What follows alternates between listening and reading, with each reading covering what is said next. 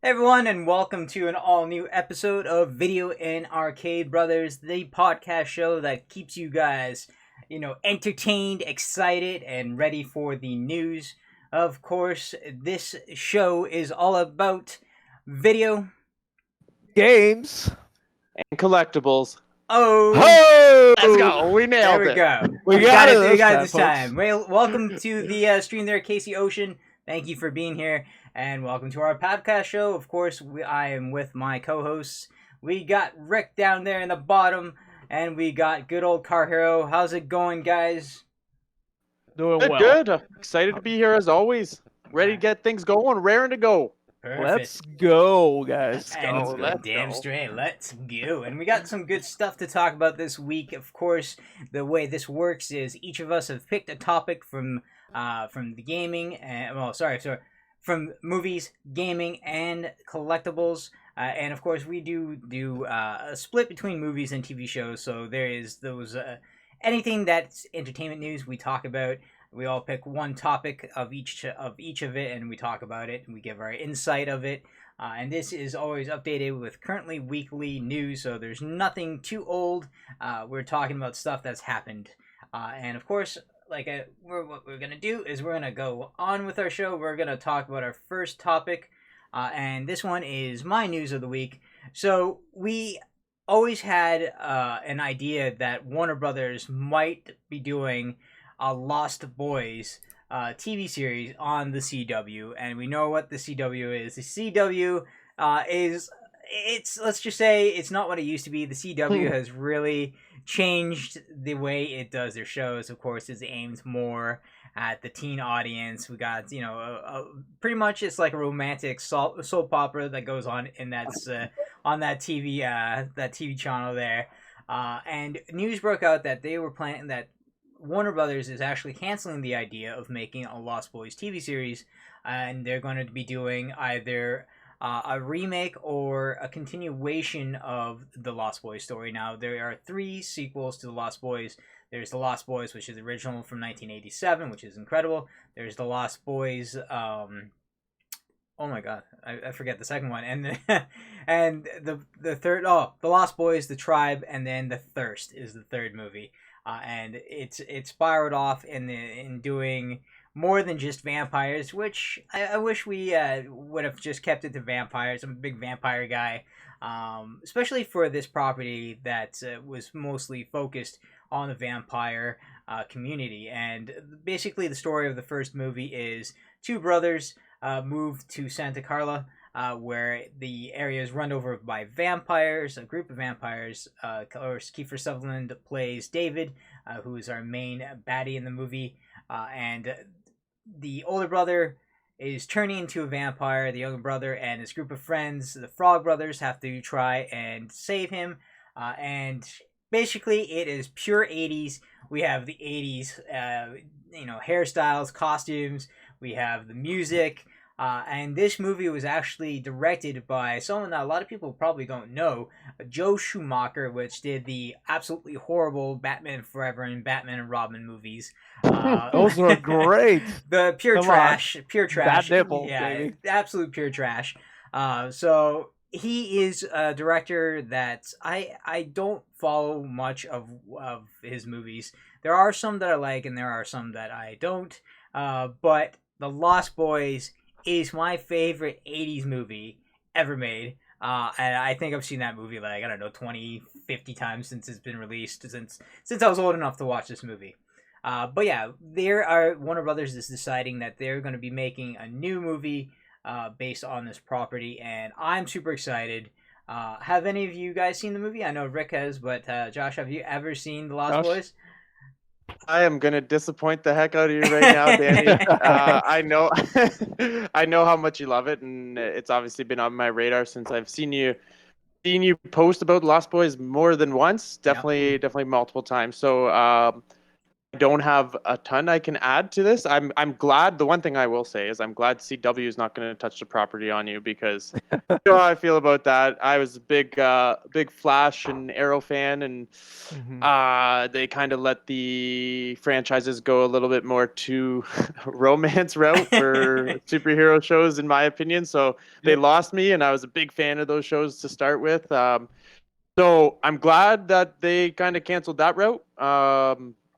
But there seems to be a lot of issues going on with CW lately. I know they were supposed to reboot the Powerpuff Girls too, Yeah, and and that it was supposed to be like a live action.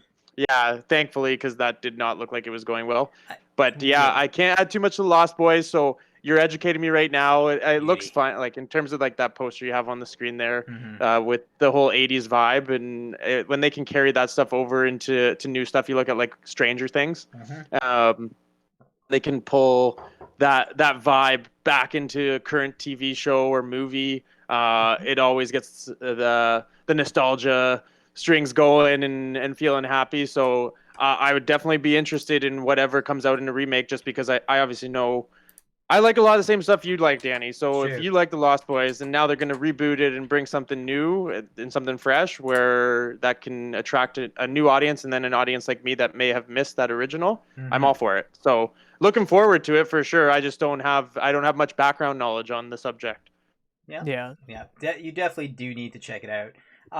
Like I said, the sequels, they're continuations, which you should watch it because the story does progress, and it's great that they've done it. It just doesn't have that same feel as the original, but of course, a lot of sequels don't have that same touch to it as the original, right? There's always going to be something about that original movie that is magic. Usually, yeah. Sorry, go ahead, Rick. Oh, sorry about that. No, I was gonna say usually horror movies don't really have good sequels. It's hard. I think with horror, it's kind of hard to make a sequel, to make a good sequel anyway. Yeah, I was just to go off that. I was just gonna say it in terms of something when it's a first movie, it's new to everyone. So when you come in with that second idea, nothing's as fresh, right? So everyone has their own interpretation of what they want to see and what they have seen already. So now you're just building off of that, where it's easy to come in like an original movie and just be like, whoa, I didn't expect to see what I saw, because there's nothing leading into that. Where I know will be a reboot or like a remaster, whatever you want to kind of call when they bring it back here. But so there is some context that they have to pull from. So there's potentially disappointment or there's expectation. But yeah, when it's a fresh idea, fresh movie, it's way easier to come in that first movie, and then that second movie you already have the expectation here. So it's tough to get above it. Any franchise, it's all how many franchises do we look at and we're like, yeah, the original's the best one. But we really like the second and third one, but the original's the best one, right? And it happens all the time. And when that second movie is better, you're just like, oh, I can't believe that they did that, right? How did they make it better than the first? Blows your mind when they do that. Yeah, I hear that. I'm just like you, Jocelyn, how you brought up the the Flash and stuff. I was a huge fan of Arrow. I thought Arrow was probably the better one that they've done. There's parts of the series that I think that they should have changed.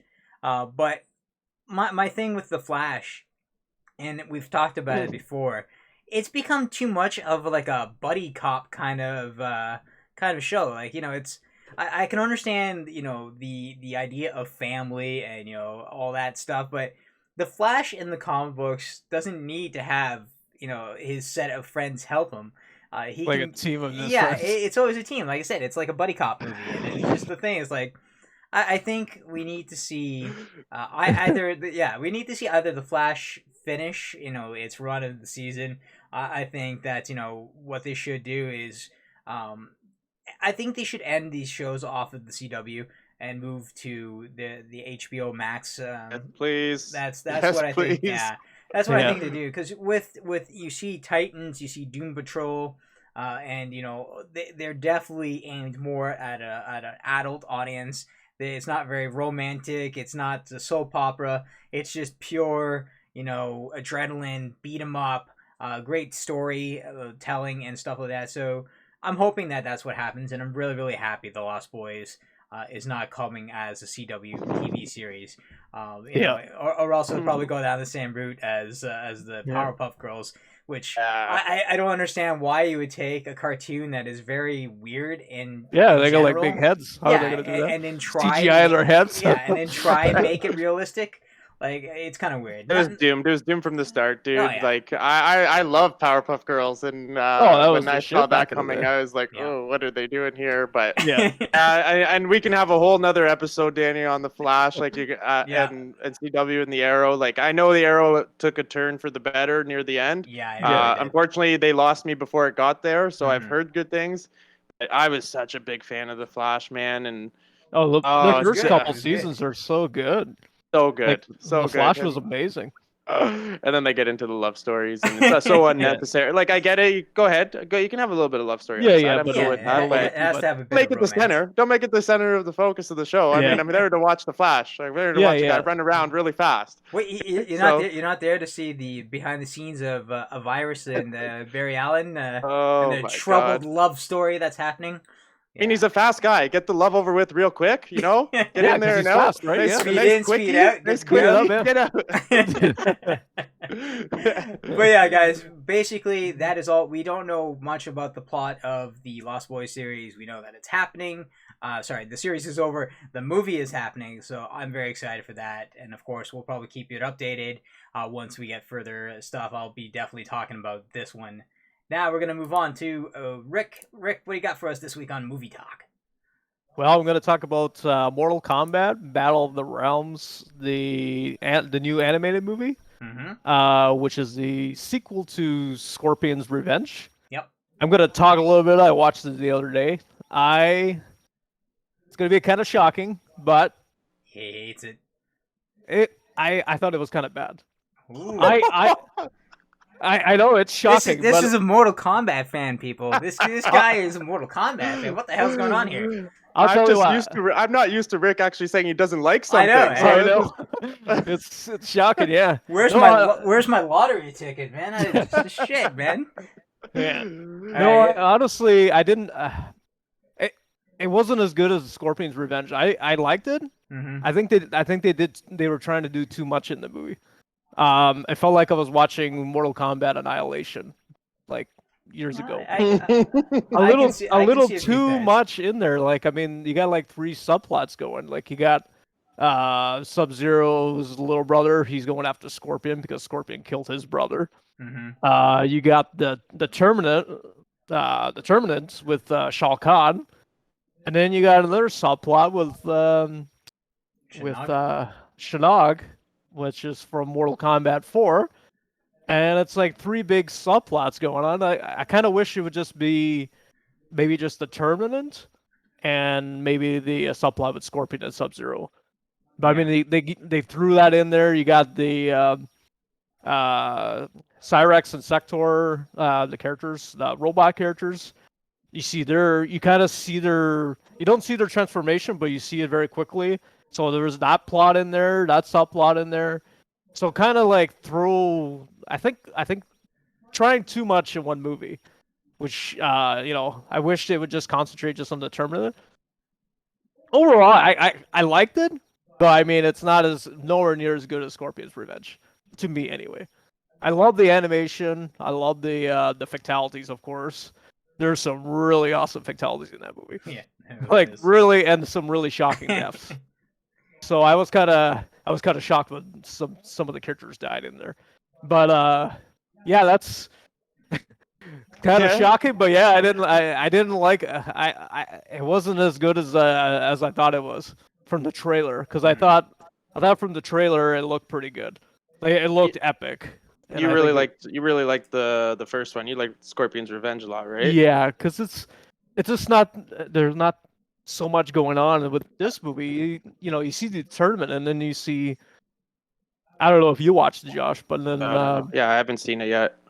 Like, I think you might like it, but it's just too much in one movie, and nothing can breathe, right? It's a common mistake, to be honest. Like, you even look at like my wife Danielle, she's a fan of like book franchise, like Stephen King books and stuff like that, and they've done a really good job of revamping some of his books to movies lately. But it's just very common mistake when you have a context that is so large to try and squeeze it into a movie. Sometimes you're either trying to put too much and you're jumping over things that you don't need to be jumping over. Yeah. If you have 3 subplots in a movie, now you could potentially make each of those their own movie, is probably what you're thinking, right? So Yeah. it's tough. You can even revert that to like the Mortal Kombat movie that came out earlier this year. Obviously, we all enjoyed it, and I thought it was a great fan service movie. But there's a lot going on in that movie that they could have probably broken up into multiple movies. And I know there's potential at more movies coming, but it just seems to be like Mortal Kombat has so much to grab from. Oh, So for when they sure, start yeah. like pulling in ideas, and it's just like, if you pull in too many ideas, you can, like, you're a super fan and you're sitting here saying, like, it was okay. I'm a huge It was Mortal Kombat okay, fan, right? right? Yeah. Like, so that's where, if you're disappointed, I'm not saying you're disappointed, but if you're disappointing the core fans, that's tough, because you know how much they have to grab from, and are they kind of cheaping out because they're trying to grab maybe that not so core fan base and say, like, look at what we can do with all these subplots. And then maybe attract more people because it's like, oh, I didn't know this and this, when really you should probably be focused more so on that core story. So that's tough to hear, because I know how much you like the Scorpion's Revenge, which I still haven't watched as well. But I got to get on those animated movies and check them out, because I love MK in terms of the video games, and so I just haven't dove too much into the shows. But that's a little rough to hear coming from Rick. I'm so used to, like, I loved it, this is amazing, and then Rick's just like, yeah, it was okay. And then all of a sudden your heart explodes with the impact.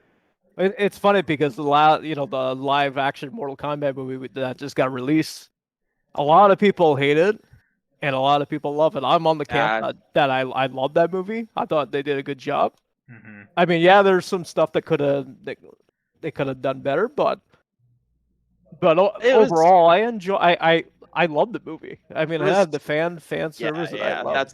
That's what it is. Like, to be honest, and again, they dumbed it down. They could have went more hardcore story, I think, with the movie. But for myself, for example, I wouldn't consider myself hardcore MK, but I enjoy the games. And for me, I pick up the games to button mash, learn some combos, see some fatalities, and some good fights. Right? Yeah. That movie had all of that. So in terms of a video game fan going to see Mortal Kombat, the movie that came out in February, I think they hit all the notches. It was like a mediocre film, but at the same time, I think the hype level for me was like through the roof. It was finally a Mortal Kombat movie. Oh, for last sure, we had seen since so long.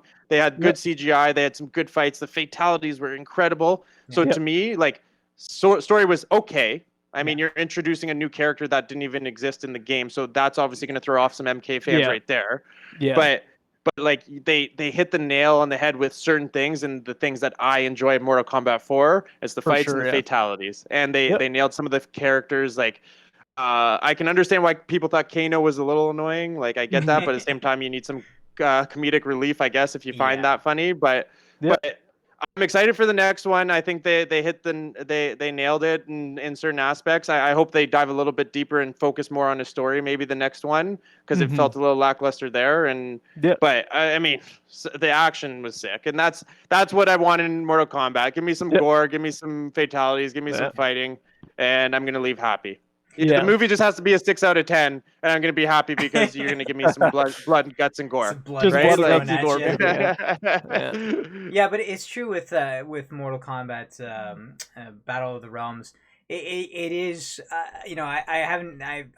we haven't talked about it, me and my brother there, but it's good that we didn't, cause we got more text for the show. But it truly, when I first watched it, that is what I was feeling.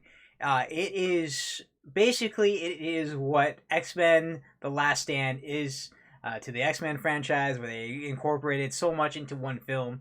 And like you said, Josh, maybe what it was is that they're trying to get the people who are not really fans into the story. They really want to get that story pumped in there to get people interested. So they threw everything in there. You like my brother was saying, you got the Scorpion Sub-Zero talk. You got the tournament going on, which should have been very different, but you got the tournament. You got the Elder God stuff going on with Raiden. You have Shinnok, which is another Elder God. In putting everything into that one movie was definitely a lot more than I expected it to be. I think what they should have done, even for me, I think what they should have just did was completely go with the tournament, have them fight Shao Yeah. Kahn, and then the next film be about Shinnok, or have little tidbits of Shinnok in there leading up to the next film. The one thing too that I didn't really understand is that and of course a lot of people know that Liu Kang and Katana do get together. They get together in the game, and that's what happens in this movie. The only thing I don't understand is they really don't have much of a connectivity right away. So they kind of like rushed into their relationship without even having a relationship. And it's one of those things where I think that could have been saved for a future film. Yeah. But it was thrown in there, and like I said, this Mortal Kombat film is the X-Men Last Stand of its series. And hopefully, these movies, they make a ton of cash. Basically, Warner Brothers knows these animated movies make a killing. They do it with their DC films. And, Mortal Kombat, of course, now is part of Warner Brothers unless something happens to the rights and they lose it. Again, like how when they bought Midway, they got the rights to Mortal Kombat. But definitely want to see more of a stable movie if they're gonna do the next one. There, the the animation was perfect. The fatalities were great. The comedy was there. The stuff with Johnny and Sonya Blade is amazing. But yeah, I definitely agree. I thought it was a little too much at once. I enjoyed the film. It's not like I hated the film, but I do think that they should have slowed it down a bit.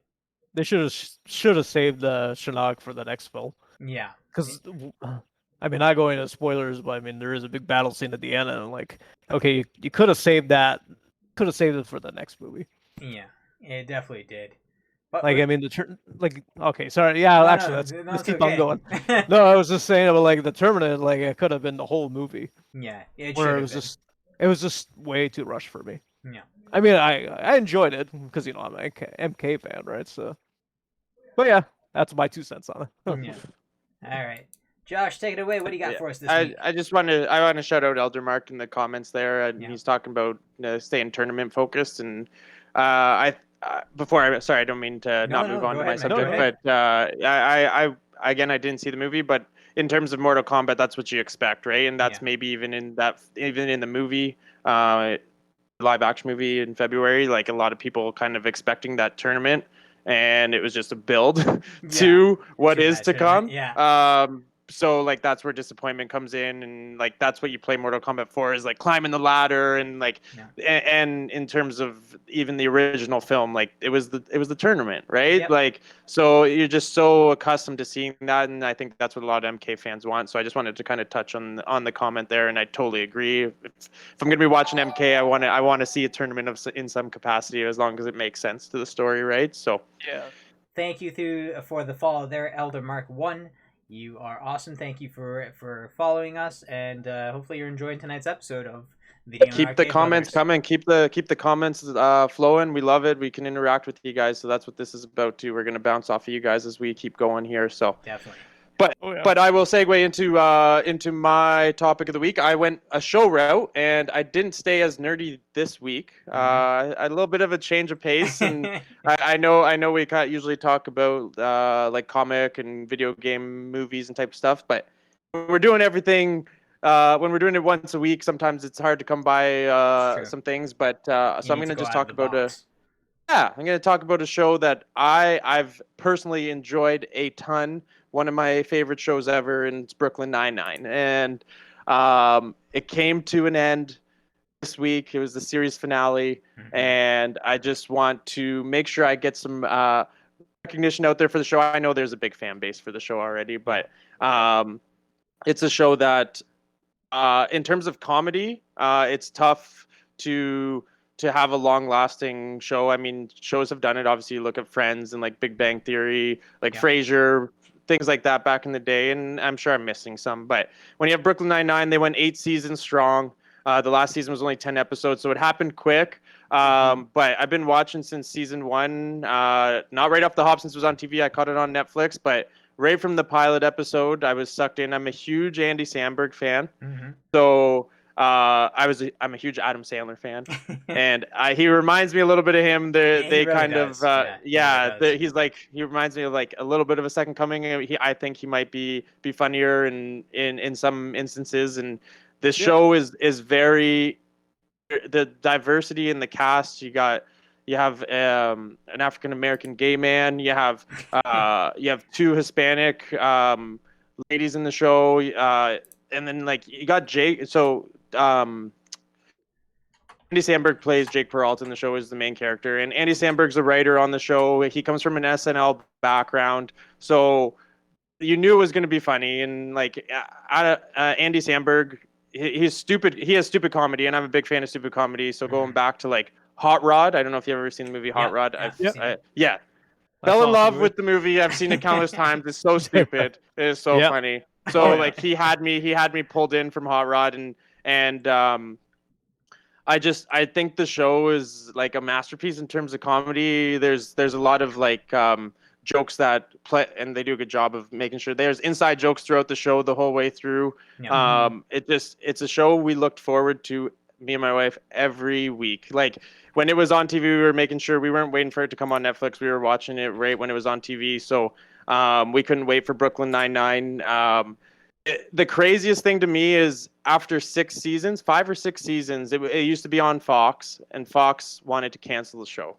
For whatever reason, it had success, and fans went to Twitter, went to social media, and they rallied the show back to life. NBC bought it back, and they carried on the last 2 or 3 seasons of the show, and thank goodness they did, because I couldn't imagine if the show... we've watched some shows that end up just getting cut off, and you don't get the true end. It sucks. What happened? Yeah, it sucks. What happened this week on Brooklyn Nine-Nine, it couldn't have ended... It's tough to end a TV show. It's tough to end a franchise well. Like, we've seen shows get cut off. We've also seen shows end in a way where you're just like... you disappoint a whole audience. You can talk about Game of Thrones. You can talk about, I know Sopranos is like iffy with some people. I haven't seen all these, but like Game of Thrones, Sopranos, Dexter. There's shows I can think of where it was like a little bit of an iffy ending, and you're splitting. Like some people are gonna like it, some people are gonna hate it. Or in Game of Thrones case, majority of people are just gonna hate it. But like Brooklyn Nine-Nine, my goodness, they couldn't have ended any better. I was crying in terms of laughter, but I was crying in terms of I was sad it's over. They just they hit you in the heartstrings. You fall in love with the characters, and I don't know if you guys have ever seen the show, but I recommend it if you're just looking for a good time, a good laugh. It's 25-minute episodes on Netflix now. Everything's there, all 8 seasons. Jump in, have a good time, even just throw it on in the background, and you guys, I guarantee you will have a laugh. Some people find it a little hard to get into at first. I'd say get through those first few episodes, and you'll start to fall in love with the characters. There isn't a show it's probably my favorite show ever. And like, especially in terms of comedy, like I've got some shows that are up there. You can talk Cobra Kai and things like that, but Brooklyn Nine-Nine, hands down, I absolutely adore. So get out there, watch it, enjoy it. I know with just finished, I'm tempted to go back to season 1, episode 1, and start it all over again. Well, that's the good thing about when you love a show, right? Is going back to it. And you know, I want to touch in a little bit about. I haven't seen the show, and I've been talking here on the chat, and of course, I have not seen the show, so I probably will jump in and watch it sometime, because, like I said, there's always something on there. The thing that you know, that gets me, and is what you brought up. Fox is the biggest pile of garbage. They are honestly the worst entertainment company, because they cancel shows. So, you know, unless that thing is getting like 6 million viewers, that show is deemed trash to them. It honestly... it makes no sense. Like I said, Brooklyn Nine-Nine, like there was such a strong fan base, and you were just cutting it off out of nowhere. So like, obviously they've done it. You probably know from experience, Danny, they've probably done it with other shows, and it boggled my mind when it was happening. I was like heartbroken. So but at least it's good that they finished it. They finished it properly, because like you said, I do have a history with Fox, and one of the shows that there was actually 2 shows. One of the shows that I absolutely loved. And you guys know that I'm a huge Terminator fan, It was Terminator, the Sarah Connor Chronicles. It was absolutely incredible. It only lasted 2 seasons because of Fox. Every week that show was getting about 4 million viewers.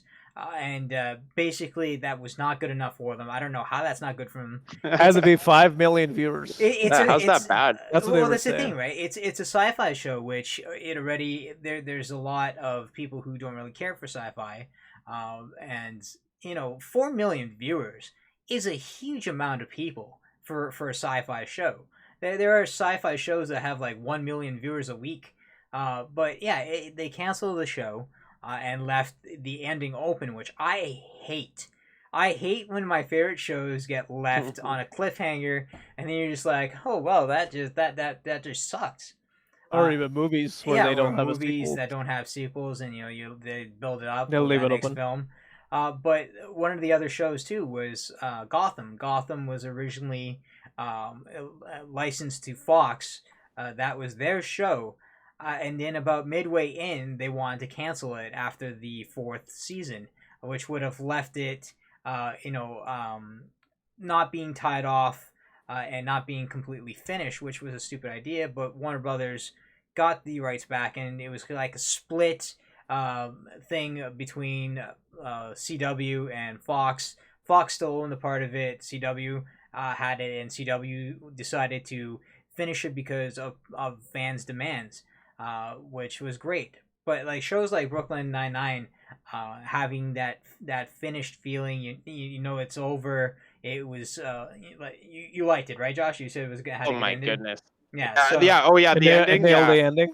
Yeah. And I was worried. I was worried going into it, because it's just you fall in love with the show and you're just like.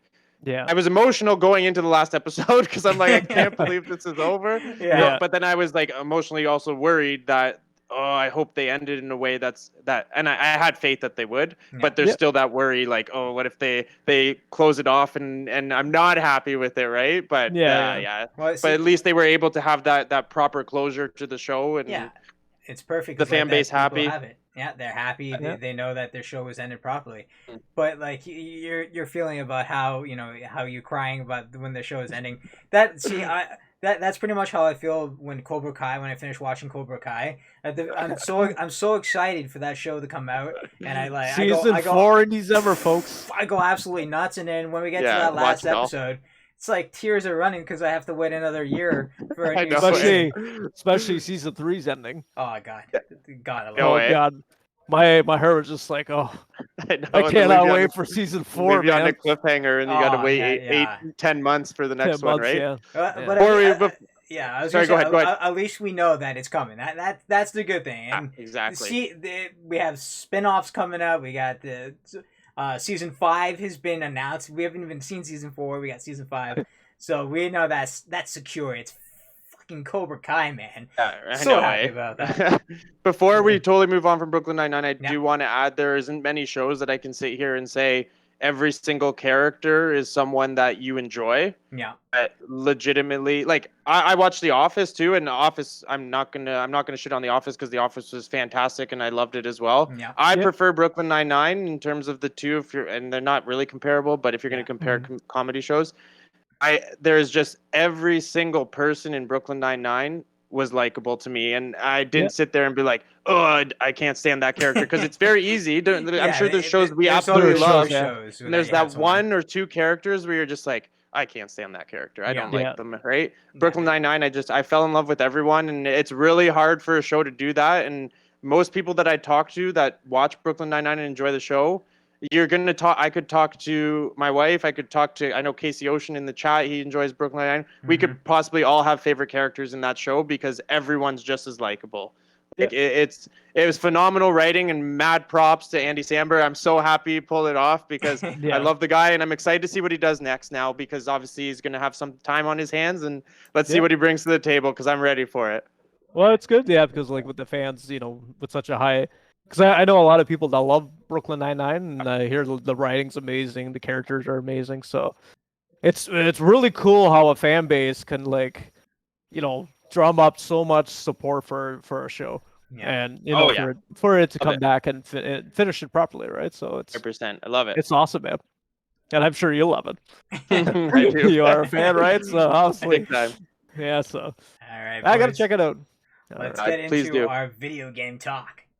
Alrighty. Alrighty, so I've kind of gotten into, I don't know what it is about today, but we're talking about vampires a lot today.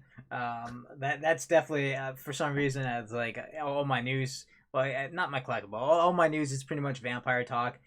And a game, basically, this is a game that came out in the 2000s. There was two of them, or three of them, I think. Yeah, 3 games total. And it's one game that we haven't heard, one character we haven't heard in a while. I don't know if you know this one, Josh, but it's called Bloodrayne.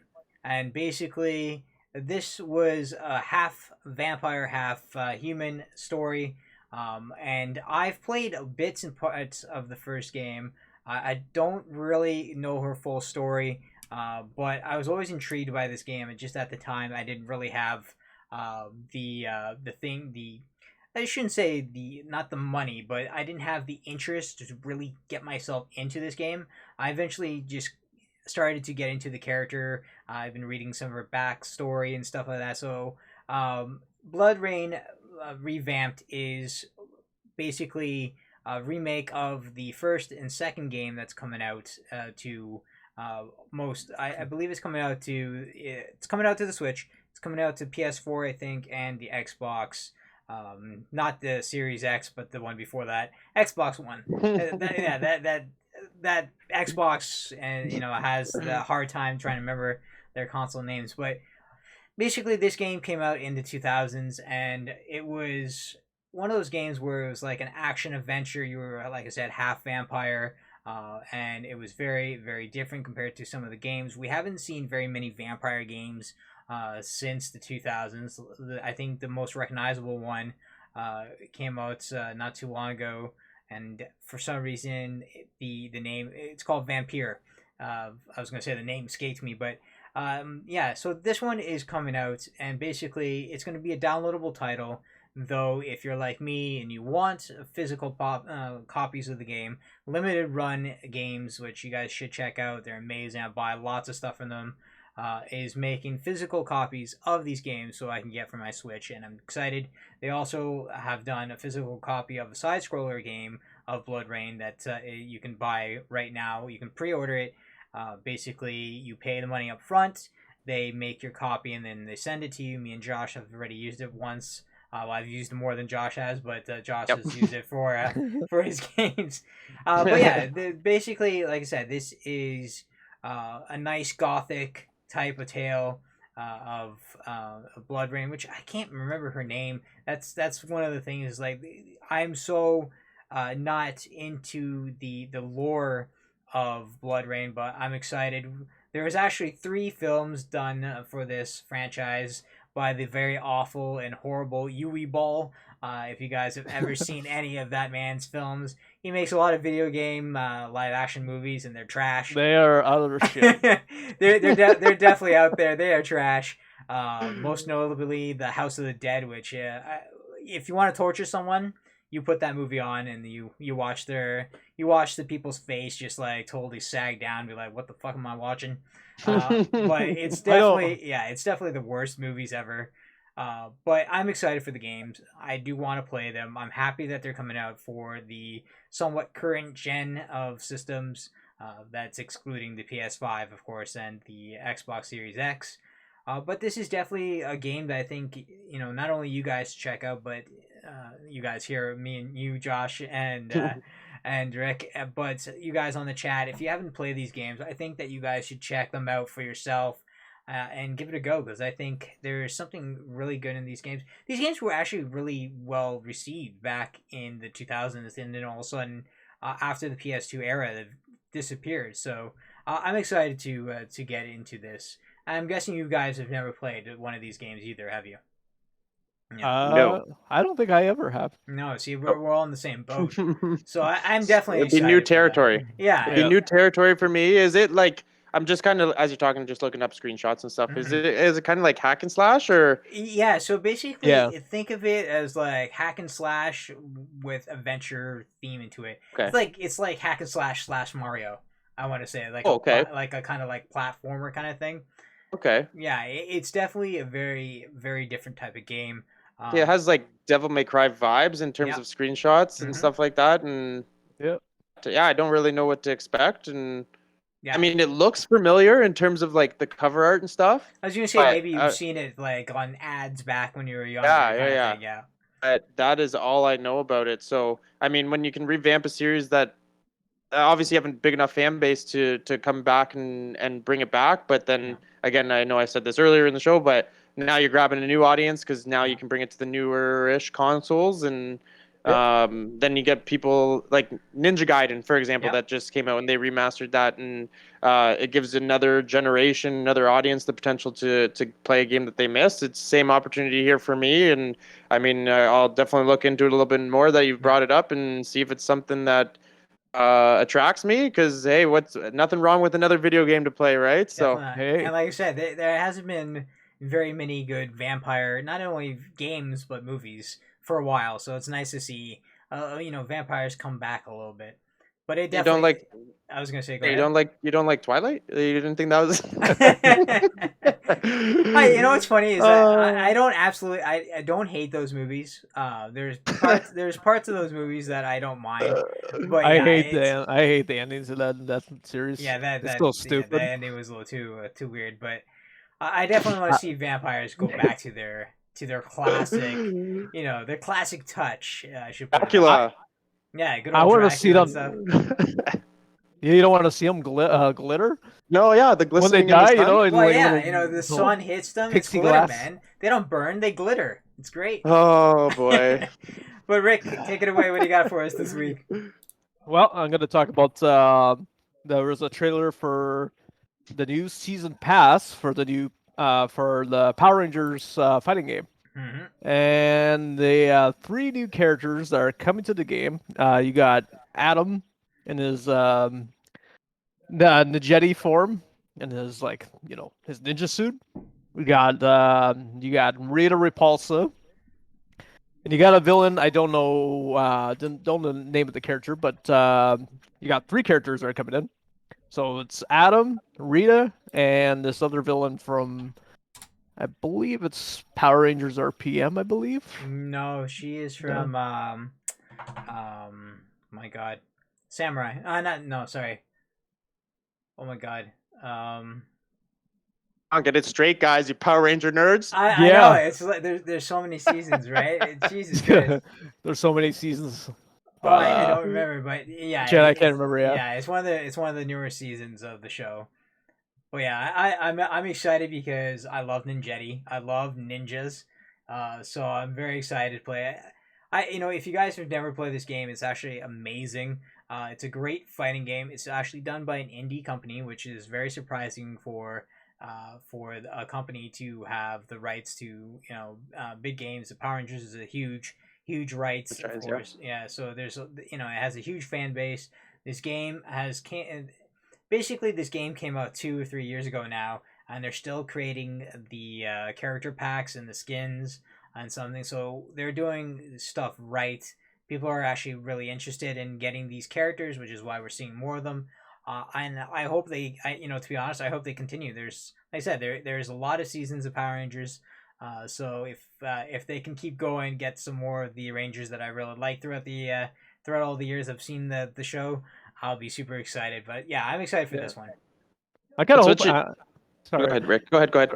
I'm kind of hoping they bring in more of the characters from from our past, right? Mm-hmm. When we were a kid, like some of the villains from when I was in public school when Power Rangers came out, right? So I'm kind of hoping they bring a lot of the. I mean, they brought a lot of the characters I remembered, but I want to see a lot more, and I want to see more stages because it's kind of lacking on the stage. I think it needs more stages. Stage front, but I mean the gameplay is awesome. It feels like you're playing Marvel vs. Capcom. Yeah, that kind of style. Yeah. It's like 3-on-3.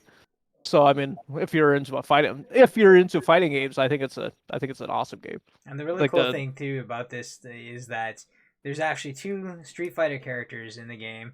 We got Ryu and Chun-Li who become Rangers. There's the Crimson Red Ranger, and then the Blue Ranger, which is Chun-Li, and it's awesome. Yeah. So But I yeah, was just gonna say that's what you gotta love about like indie developers too, Danny. Like just to touch base on what you're saying with it being an indie developed game is they're gonna listen to that fan base. Not to say that there's AAA studios that do. Yeah. Yeah, There's indie developers. They're trying to make their way. They're carve their path, and the best way to do that, listen to the fan base. And if they're asking for characters, they're asking for stages. They're on those message boards, man. And that's why you're like you said, 3 years into a game being released, they're still adding. You don't see that a lot with AAA games because they're moving on to their next game already. At that point, you'll see additions, throughout, but 3 years later, that's a long time to still be adding characters, but it also shows you they have a dedicated fan base that's still playing the game. And why wouldn't the indie dev feed into that and say, you know what, you're asking for it, we're going to give it to you, because now that those fans, whatever game you make next, maybe it's not even a fighter, maybe it's not even a Power Ranger game, maybe it's a beat 'em up. All of a sudden, it's just like, whoa, that's the same developer as the Power Rangers game. I'm gonna go check them out. Like, there's been a few times where I've played a game by an indie dev, and it's just like, I'm gonna see what they make next, and I'm gonna go ahead and grab it because I enjoyed what they made the first time. So the dedication, the 3-year dedication, and still pumping it out goes a long way. And that's what I love about indies, man. You're gonna pay a minimal price for the game, and they're gonna keep adding. Is it now? The one thing I do have to ask is it paid DLC or are they just adding it for free? This is paid DLC. It's fine. I'm good with it. I'm good with it. They're gonna like, you got to support them somehow. I'm just curious as to if it is paid or not. But hey, if you're going to continue to make the game better and you're going to add, and the audience wants it, they're going to pay for it. So it's the one way to support the dev team, and all the power to them, man. And I love to see it. I love to hear. I love indies in terms of the quality of the games. A lot of them. I know you get some crap indie games, but that's someone just trying to get into the market. And you can't blame them for that. So that's awesome to hear that they're still adding the game. I know you stream the game many times, Danny. I know your passion for the game. I am interested. I like fighters, so I've always been interested. I watched Power Rangers when I was a kid. I haven't dove into the game yet, but it's definitely one I need to check out for sure. You gotta check it out, Josh. Yeah, it's good, and the online community is still there, very strong too. Which is, if you're looking for a fight from someone, you can. Yeah, so you find one right away. Yeah, it's quick. So it's crazy. There's people out there who are very into it, very interested, which is perfect. But Josh, what do you got for us this week, buddy? What's your news? So I've been kind of keeping my eye on this game for a little bit now, kind of seeing how it's gonna turn out, and the more I see of it, the more I like it. I'm talking about Hot Wheels Unleashed. Nice. So like, I had a buddy bring it to my attention like a few months back, and I was like, oh cool, like a race a Hot Wheels game. And then I've kind of kept an eye on it on YouTube and stuff, and there's been a couple people that have got like early editions of the game, like alpha, beta of the game, and it's looking really good. And like I'm not a hardcore like racer in terms of racing games, like the Gran Turismos and the Forzas and stuff like that, but like Mario Kart, I'm down. Yeah. And Mario Kart 8 has been out for like 10 years now. Like, I don't know. Like, you go back to the Wii U, you go back to the Wii U, and like, I don't see Nintendo making another Mario Kart for a while because it's their best-selling game on the Switch still. They're almost at 40 million copies, like, which is insane. So why make a new Mario Kart at this point? I wish they would add to it. If we're gonna go back and talk about indie devs, I wish they would add a little bit more. Yeah, oh yeah. So you're not gonna see one. So this has the potential to scratch the itch of a kart racing style game, like that arcadey racer. Yeah. But yeah, it looks visually, the tracks look awesome. You're like you're in a classroom or you're in a library, and then they have like the Hot Wheels courses like up on the wall and doing loops, and then the biggest thing to me, and I don't know if you got the pictures up there, Danny. The biggest thing to me is, I'm pulling up my list here. They have some really cool cars. So if you're I wasn't a big Hot Wheels kid, but in the game, you're gonna see, if you played with Hot Wheels when you're growing up, I think they have 60 to 70 cars to start. They're gonna add to this game. Yeah. So you got years and years of cars in there. 100%. So if you played with the Hot Wheels car and there's one that you love and one that stood out to you, it's probably in this game. And then on top of that, they've announced the Turtles car. So like the van that the Ninja Turtles drive around in. They got Snoopy on his doghouse. That's They've awesome. got Kit from Knight Rider. They've got the DeLorean, Back to the Future, and they've got the Batmobile. So you're not only are you pulling Hot Wheels fans, you're pulling fans of these franchises. All these cars, from what I've seen on YouTube, drive differently. They'll have different boost meters, different handling. So it's deeper than just picking a car and just being like, I'm going to use this car and it's going to be my favorite car, because you're probably going to try testing a bunch of different cars or have different cars that need to be handled on different tracks depending on the turns and whatnot. So it's coming out at $50 Canadian. It's not even a $80 game, which it's just good because it's Hot Wheels. You're trying to attract that younger audience, as well as you're pulling on the audiences like us that may have grown up.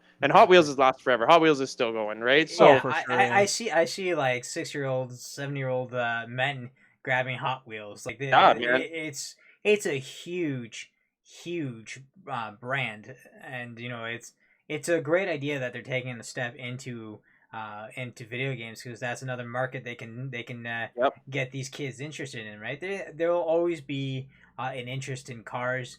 What's funny, you brought it up, Josh, is as a kid, I'd never cared about Hot Wheels or toy cars. I drive a car, I'm happy I have a car, but it's to get me from point A to point B. But other than that, I pretty much have zero interest in that. I go out a lot on weekends, from my Fridays, because Fridays are my day off work, and I go out shopping. I have never picked up a Hot Wheel car in my life.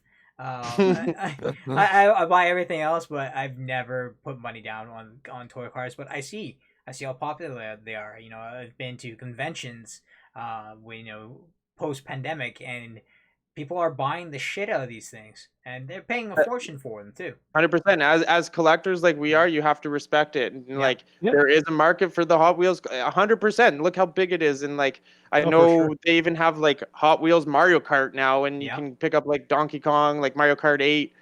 They're in their carts and everything. It looks awesome. It's so attractive to me. I'm not going to start collecting Hot Wheels because I know how big it is. But when you start to see the crossovers like that, and then they're bringing it into the game now with the cars that I mentioned.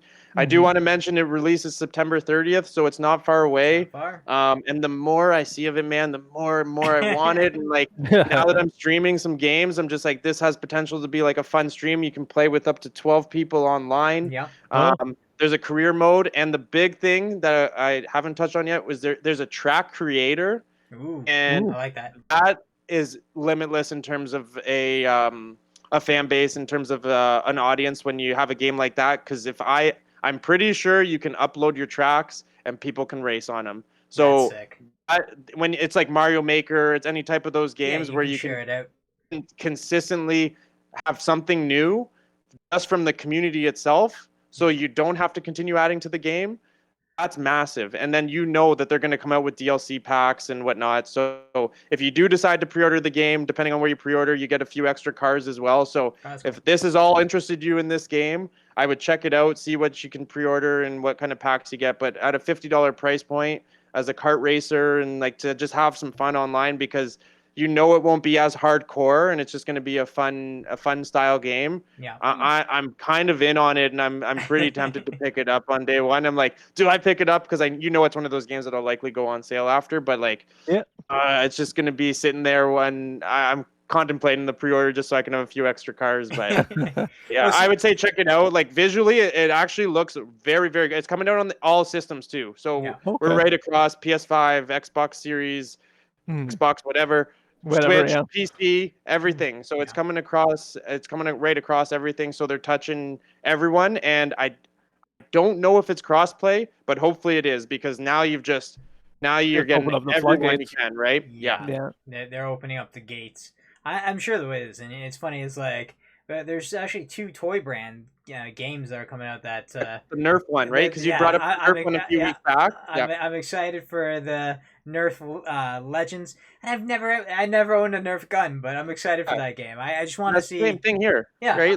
I've never touched a Hot Wheels car, and here I am oh man, this is so cool. I get to play. It's toys to life, man. And I know they've done it before. You looked at Skylanders, and it was legitimately toys to life, and Disney Infinity toys to life, and but now you're bringing here's a car I played around with on my track as a kid, and you're literally giving the gamer that feeling that they probably imagined in their head when they were zipping in a Hot Wheels car around on this plastic track. Now you're putting it on a screen for them and saying, "This is what you imagined, and here you go." Almost like 3D. Oh man, I'm excited. I can't believe how excited I am for this game. Yeah, there's so much potential to it, and I think the thing we can all agree on is that there's been a lot of games released that have been a little too realistic. I think we've seen so many games that try to mimic real life. When I'm gaming, I don't want to see real life. I don't want to be like it's like if you give me a sim of me being at work. I can go to work already and get talked to by my boss about not wearing a name badge, but I want some fantasy. I want some fun back into my games, and we talked about it with NHL 22 last week. EA Sports, baby. EA Sports. And talking about how it's gotten a little too realistic, but not as fun as it used to be. But the games like Hot Wheels and Nerf coming out this year, those are just gonna be fun games. Like I love it. With Nerf, it's gonna be it's a Call of Duty light version for a family audience, and it just looks fun. So I'm excited for that. I want another first person shooter game that I can just pop it in, have fun. And I'm gonna keep my eyes on this. I might buy this game with you, Josh, and jump on with me. Let's race. I was gonna say we'll definitely jump on and race on that. Man, it makes it so much easier when it's that $50 price point, right? It's a perfect price point. I'll just say one thing, Josh. You definitely sold it. Sold it on me, man. Let's go. That's what I'm here for, right? Yeah. You're good at this, man. We're here to show Hot Wheels. Hot Wheels. If you're watching this, you can go ahead and send me a free code to the game, and I'll just promote the crap out of it. There you go, man. I'll even take a car. I'll even just take my first Hot Wheels car. Yeah. They just delivered to your house. It's like a whole box of them. It's just like you're just dumping all these cars out of that box. That'd be amazing. But yeah, guys. So you said it comes out September 30th, right? September 30th, yep, $50, and like I said, pre-order it, and you get. I think you can get up to like 4 free cars with the pre-order. So, hey, it's a 60-car lineup right to start. So if you can add to that, and why not, right? So yeah, exactly. Sounds intriguing. I'm intrigued. Yeah, I never touched Hot Wheels, but yeah, get out on YouTube, man. There's some gameplay. I'm gonna watch this stuff after. There's a guy that's actually played through some of the beta mode, and you kind of get an idea of how the game plays. So if you like what you see, then jump on it, and maybe we can all jump online together. Oh, we can do that, baby. But right now, boys, we're gonna jump into our collecting stuff, and mine's a little bit different. I haven't gotten into this stuff here on the show. Of course, we do talk about everything collectible, and that can be anything. It doesn't have to be toys. It doesn't have to be cards. We can collecting could be collecting cool mugs. I got my Super Mario one, right? Collecting it is anything, depending on what you like to collect, what you love. Collecting is for everyone, and mine is a little bit different. So this past week, I was informed, basically, of a vinyl album. Which we're talking about records, guys. We're talking about vinyl records, which I do collect because I love vinyl. I love hearing the music on vinyl. It just sounds so much better than digital. And it's from a game that I absolutely love. It is Sonic Colors Ultimate, which me and Josh have been playing on both of our channels. And there is the vinyl album of the game's soundtrack. Not only do you get the remastered versions of the songs, but you also get the original that came out for the Wii back in 2010. And the really cool thing about this is that it's done not by Sega, actually. This is another company, kind of like Limited Run Games, that I stumbled upon on Facebook. And it's called iam8bit.com.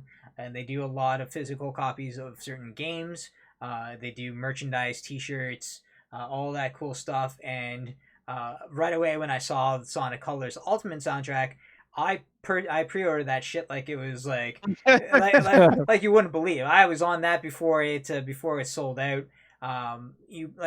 just like limited run, basically you purchase the item that you want, and it goes through production. They make it and they send it to you. The reason why you have to pay right away is because that's how they make their money. They want to make sure that you're going to be buying this product, and not having the thing where you're going to cancel it midway into production, because not only is that going to lose the money, eventually the company is going to say, we're not going to do this anymore. So you do pay straight up. You do have to wait a bit to get these. It's not like it's the next day after. Sometimes it'll be 1 or 2 months later, or it could be 3 months depending on production. Of course, now with pandemic going on, things are slower than they used to be, which hopefully we can get back to somewhat of a normal eventually. But do check the website out, guys. Like I said, it is im8bit.com. They have a lot of great stuff. Check limited run games. There's a lot of great stuff on there too. And there is a lot of different physical companies out there that make digital games, these vinyl albums, merchandise of your favorite games. So make sure you check Google and all that. You can check that up. And basically, this costs about $80 Canadian. Like I said, you are getting vinyl is expensive. I'm not going to say it isn't, but basically you're getting 2 vinyls in there, and you don't know what colors you're going to get. So basically I could get a blue and green, or a purple and green, or an orange and blue. So I don't know what colors I'm going to get, but I'm going to get different colors, which is kind of cool. Very cool. The game's called Sonic Colors, right? So that's awesome. There's a variety of colors.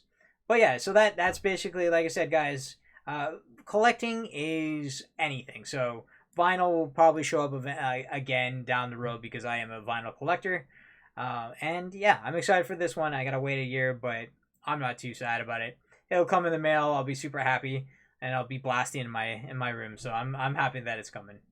It's cool touches like that, Danny, that you mentioned, like when you're a collector too, and there's that potential of like you know what you're getting, but you don't know what you're getting at the same time, and your vinyl is going to be different. Say I bought it. Yep. Mine's going to be different than yours. Like even look at limited run games, like you mentioned before. We both bought Scott Pilgrim versus the World and as a physical copy, and we both got different covers of the game. Like they had alternate covers that you could flip around, but I wanted to keep mine sealed, so we were able to swap. But it's very cool. Like we could have the same vinyl, but we're gonna have 2 different color versions. So like exactly, it's stuff like that makes the collector feel like, hey, this is it's not one of a kind, but mine's different than yours. It's different than yours. And you know what? If you got a different color and I wanted it, maybe we could swap. It gives you that opportunity to trade with another collector and stuff like that. So that's a really cool touch to hear. And it might be a little pricey, but it's something you love and something that you want to have. Then you're willing to pay that price. And I'm glad you got it. That's really cool. I've heard of the website before. I've actually been on it. I've been on that website. So it's cool that there's websites making this physical media for people to have, and whether it be where you have to play it on a record player, man, like you're like you have no choice. But like that's wicked, man. So I'm happy for you as a Sonic fan. That's cool to hear. Yeah, exactly the reason why I bought that thing. Faster than light, man. I was on that like crazy. But Rick, it's cool. Yeah. So Rick, it's cool that they're sorry. I was gonna just say that it's cool that they brought it on. Bring it out as a vinyl, like Sonic and stuff, and it was really cool. I like how, like you were saying, like different colors, so it's kind of cool. I mean, some vinyls obviously come with different colors. Yeah, I got some vinyl albums that are. I got one that's red, like blood red. I got a purple one. I got green. Like I got some colors, so it's not always just a black vinyl. So it's really cool. I like the colors. They're cool. What about the Lost Boys? You got the Lost Boys. No, I still need to find that. When I find that, it's or wait, do I? No, I do have the vinyl. I think you do. Yeah, I do. Yeah, I bought another that problem of being a collector. You don't even realize what you have half the time. you gotta document too many that. Of it. Yeah. You gotta document that. Yeah. But Rick, what do you got for us this week, man? I'm gonna talk about Beast Wars. The TV show that came back in the day.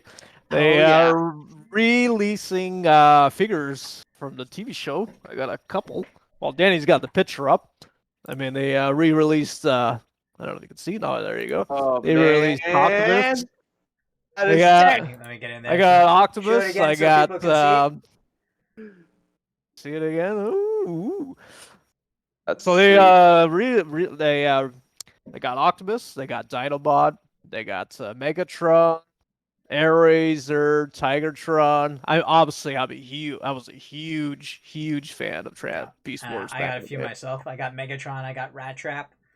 Yeah, so yeah, That's sick. they brought them out, but they're also re-releasing the original figures. Mm-hmm. So they got Megatron that's out, and he's the original figure that we had when we were basically when I was in public school. Yeah. When I had Megatron, No way. I'm even gushing right now. They had like Megatron, and they brought out Optimus, actually, the original figure, Yeah. because this is the new redesign of the original toy. So, but yeah, I'm so I know they got released. I think I've seen Cheetor or Octopus, either Cheetor, Octopus, or Megatron. I have to get my hands on them because all three. have you seen all three? Yeah. Yeah. So I got these two. So I want to get the other ones. I want to get the original ones because I used to have them back in the day.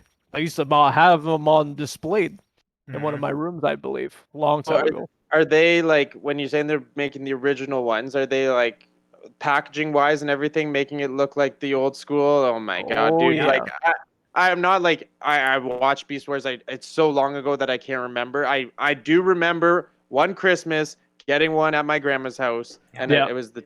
So pardon me for not remembering the names, but it was the cheetah one, and I Yeah. was just like. I grasped it the whole rest of the night. Like I just wouldn't let go of this thing, and I just Oh, yeah. remember always playing around trying to transform them, and just like that's so cool to see. Like when you pop up those pictures, Danny, and I'm just like, that is so nostalgic. Brings nostalgic, eh? That's cool. That's cool too that they're doing the original, like and keeping it in the old school style packaging. Yeah. Wow, Yeah. that's really cool to hear. Like Well, you can get the new you can get the new package ones, and then you get the older package ones from the ones we grew up. And I'm not gonna lie, like I bought Megatron, which is of course the giant T-Rex. And it's Transformers are not cheap. They are pricey. And I can tell you right now, it took me about an hour to try and remember how to actually transform Megatron properly.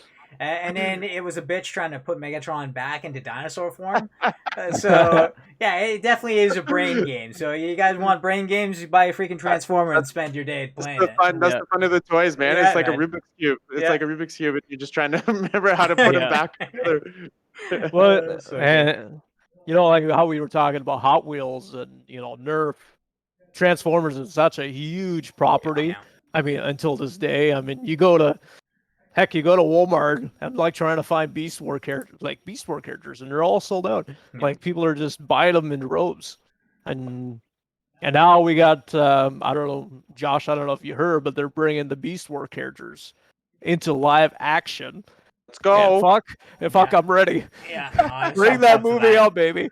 Hopefully, hopefully they do a good follow Bumblebee, because that is the better Transformers movie. If they can if they can follow what they did in that movie and make it better, I'll be happy. Yeah. Of course, we know that what's his name is not doing the Michael movies. Bay. Michael Bay.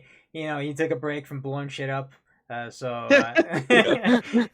he's retired from. I'm sure that he's already had a tough time deciding what's going to blow up next. But as long as they have the story and the Transformers done properly, like they've done with Bumblebee, I'll be super excited. Yeah, I want to see like the original designs. Mm-hmm. Because Definitely. if they look, I hope they get the voice actors from the original series. Because the series that's on Netflix, I was kind of disappointed. I mean, I was happy to see them come back, but some of the voice actors were pretty bad. Yeah, for they me weren't the anyway, greatest. personally. But yeah, so I gotta get those toys, man. Because those original like packaging toys. Oh, I gotta put them in my collection. All right. So yeah, that's my topic. All right, Josh, take it away. What do you got for us? I'm going to change things up a little bit here on you this week too. I don't necessarily have an item that I'm going to be talking about. I'm just going to be talking more about collecting in general and like the art of collecting and I kind of see collecting in two ways, and there's the collecting like we do. The three of us, we collect things because nostalgia or because we just love something that we grew up on.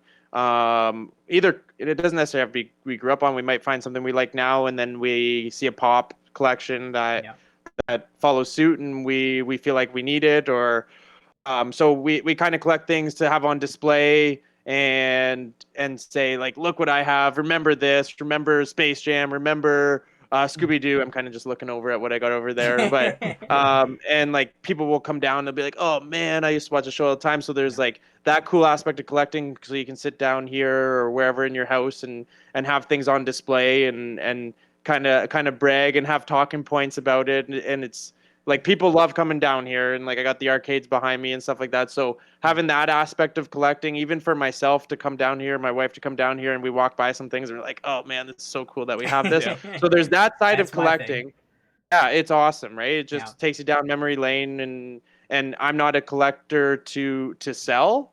Unless I have to. I'm running out of room, then maybe I'm gonna do a trade or a swap and get something else in. But then there's the collecting for selling, and the reason I kind of talk about this is back a few months I was talking to someone that I worked with, and is when NFTs were like kind of coming in. And I'm just like, what the heck is going on here? Like, why would I collect something that's digital? Why would I collect something that I can't touch, that I can't like that? Yeah, I don't know. It doesn't make sense. It doesn't I couldn't make sense. wrap my head around it, right? Yeah. And obviously, the more of this collecting was more so for resale or for potential value down the road, and it was so hard for me to grasp. Like I especially as a collector of physical things, I'm just like and you look Pokemon cards, hockey cards, whatever it be, you have something where now all of a sudden I had a digital card on my computer in a file. And what he said to me opened up my eyes to collecting in this way in terms of value and potentially selling. Is he turned to me and said, does someone else see value in this item? Yeah. And the answer is yes. So don't worry about not being able to touch it. Don't worry about you not liking it or saying, why would anyone collect coffee mugs, for example, like you had there? If someone else sees value in that item or those items, whether it be digital, whether it be physical, then there's a reason to collect it or a reason to hold on to it, to flip it. So I just wanted to kind of throw out some collector advice, whether it be for your own personal happiness, which is what the three of us do, or whether it be, hey, you're looking to invest into some properties that you can eventually sell. Don't be scared of buying something that, like I know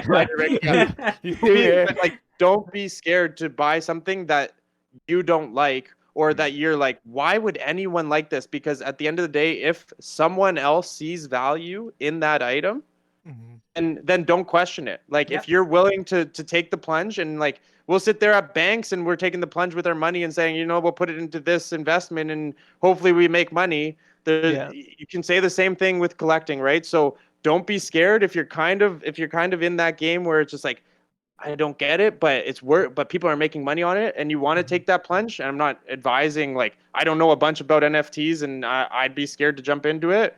Yeah. But what was said to me, and props to my friend, because I was not grasping, like, how does anyone collect digital? And it's still crazy to me. Yeah. There's a market out there for it, so don't shy away from it if that's what you want to do, or if you want to try and grab a quick buck. That's where the trend is right now. Before it dies, if it dies, I mean, who knows? It could be the way of the future. Like people are buying digital art and stuff like that. So if that's the way of the future, I know we kind of are like oldies, and are just like, I'm old school, like, what do you mean?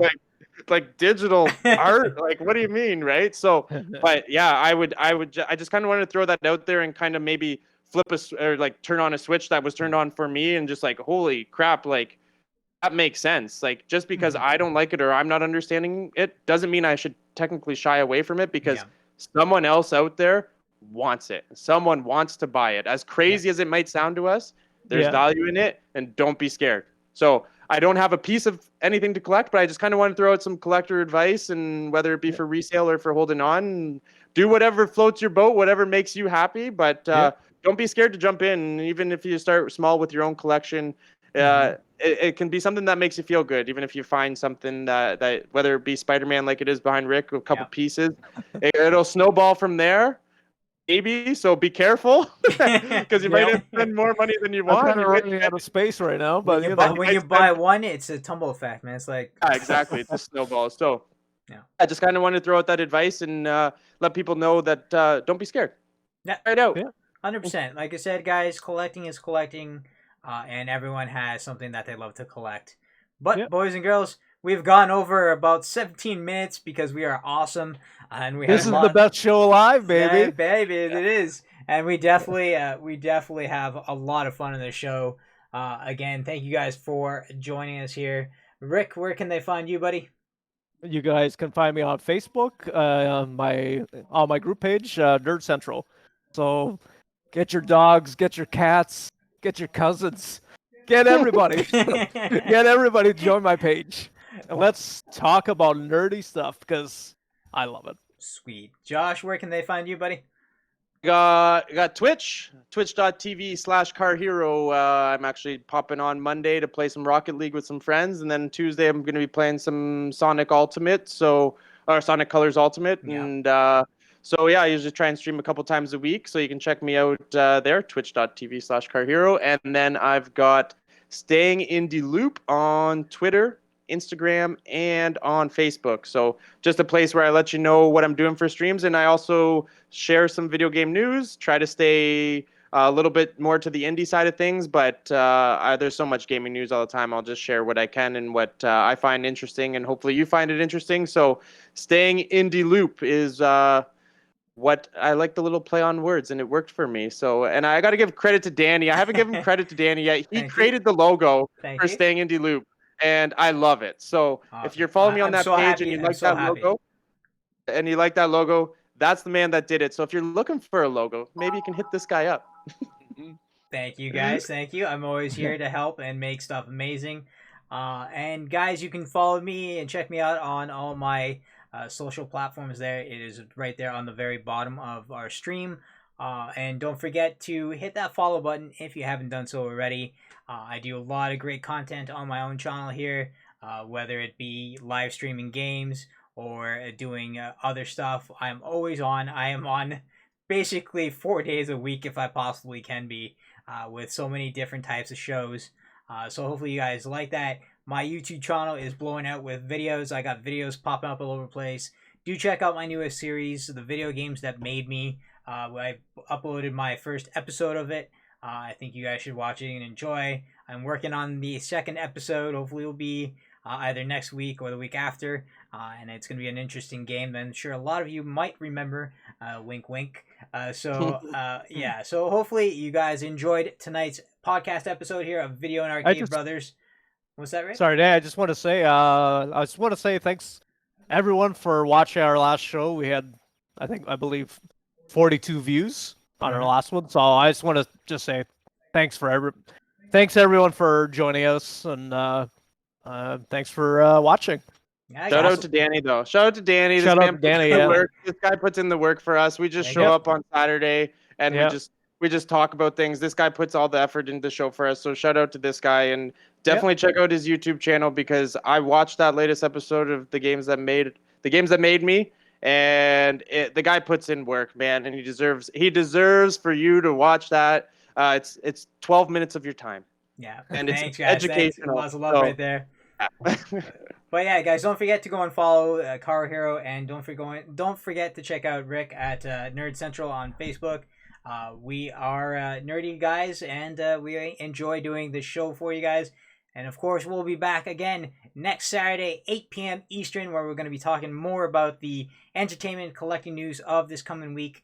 Make sure you guys are here. Everybody in the chat, I love you guys. Thank you for being here and making today's show another exciting Thank you, guys. And we'll see you all later. Take care, guys. See you soon. See you guys. Have a great weekend, guys. Take care.